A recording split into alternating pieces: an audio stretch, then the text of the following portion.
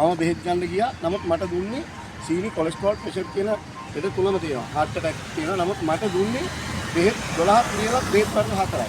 නමුත් කියන්නේ මොනවද? මේක අපේ වැරද්දක් නෙවෙයි ඉහළ වැරද්දක් කියලා. වත්මන් ආරක්ෂක ඇමතිතුමනි ආරක්ෂක ලේකම්තුමනි ඔබ නීතිය හරියට ක්‍රියාත්මක කරනවා. ඔබ ගමනක් යනවා කියලා අපි දකිනවා. හැබැයි මෙතනදී ඔබ දෙන තීරණ පිළිගන්නේ නැති ජ්‍යෙෂ්ඨ නිලධාරී මණ්ඩලයක් හමුදාව තුළ තියාගෙන සුදුසුද කියලා මම හිතනවා අහනවා.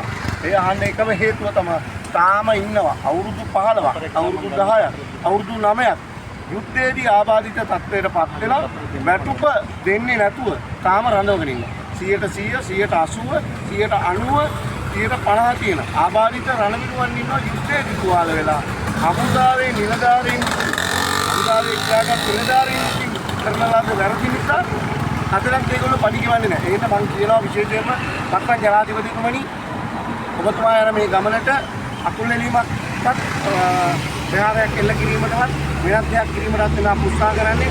අප ඔබේ ගමනට සුබපත් කරනවා. අපත් එක්ක ඉන්න පැහැදිලිව. නමුත් මෙතන ගැටලුවක් තියෙනවා.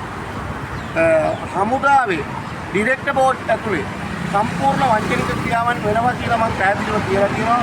තියෙන කොටි කිස්ථානයක් ගත්තාම යුද හමුදාවේ වැටුප අධ්‍යක්ෂක මණ්ඩලය පැහැදිලිව මම ඔයිට කල්ලොත් කරුණු දැක්වුවා. ඒකට එක හේතුවක් තමයි හොඳම සාක්ෂියක් මම ඉදිරිපත් කරනවා. හේතුව මම විසින් ඉදිරිපත් කළ අපේ සංවිධානයේ විසින් ලිඛිතව ලියුමක් ජනාධිපතිතුමාට ඒ ඉදිරිපත් කරන ලියුමේ සටහනක් දානවා ජනාධිපති පුද්ගලික ලේකම් ජී.කේ ගමගේ.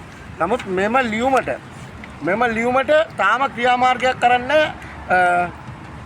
ආරක්ෂක අමාත්‍යාංශයේ අතිරේක ලේකම් චින්තක අබේකෝ හිටපු ආරක්ෂක ලේකම්තුමාගේ කමල් ගුණරත්න කියන නිලධාරියාගේ බෝල අල්ලගෙන හිටපු නිලධාරියෙක් තියාගන්න එපා වත්මන් ජනාධිපතිතුමනි වහාම අයින් කරන්න.